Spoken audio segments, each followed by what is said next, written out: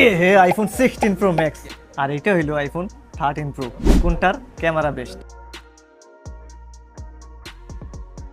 IPhone 16 pro max, iPhone 13 pro, কোনটার camera ভালো এটাই বলছিলাম।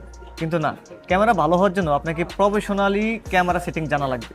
আপনার হাতে আইফোনের যে কোনো সিরিজে থাকুক না কেন, আপনাকে প্রফেশনালি কিভাবে ক্যামেরা সেট করা লাগে তা আপনাদেরকে আজকে লাইভ দেখাই দিব।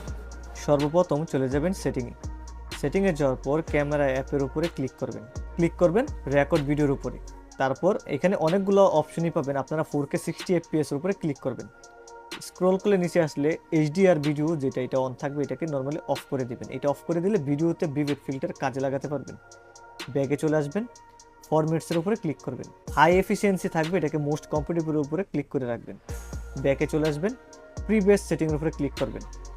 ক্রিয়েটিভ কন্ট্রোলটা চালু করে দেবেন। এটা চালু করলে আপনার ভিভিড ফিল্টারটা পিকচারের সময় পার্মানেন্টলি থাকবে 15-এর নিচের সিরিজগুলোতে। ব্যাকে চলে আসবেন, এখানে গ্রিড যেটা, এটাকে অন করে দিবেন। লেভেলটা অন করে দিবেন। মিরর যে ফ্রন্ট ক্যামেরা আছে এটারও অন করে দিবেন। এই সেলফি তোলার পরে পিকচারটা উল্টো হবে না। ফাইনালি ক্যামেরা সেটিং ডান। এইভাবে ক্যামেরা সেটিংগুলো যদি ঠিক করে নেন তাহলে প্রফেশনালি ভিডিও এবং ছবি তুলতে পারবেন। আর একটা মোস্ট ইম্পর্টেন্ট একটা বিষয় আপনাদেরকে বলি, আমার পার্সোনাল মতামত এটা, যারা প্রফেশনালি ফটোগ্রাফি করতে চাচ্ছেন বা ভিডিও করতে চাচ্ছেন, মোস্ট ইম্পর্টেন্ট বলছি যেহেতু, এটা আজকে আপনাদেরকে দেখাই দিই আমার পার্সোনাল মতামত। প্রত্যেকটা ভিডিও করার আগে, পিকচার তোলার আগে আপনার হাতে থাকা যে কোনো কাপড় বা যে কোনো একটা কাপড় দিয়ে হলো ক্যামেরাটা এইভাবে পরিষ্কার করে নেবেন।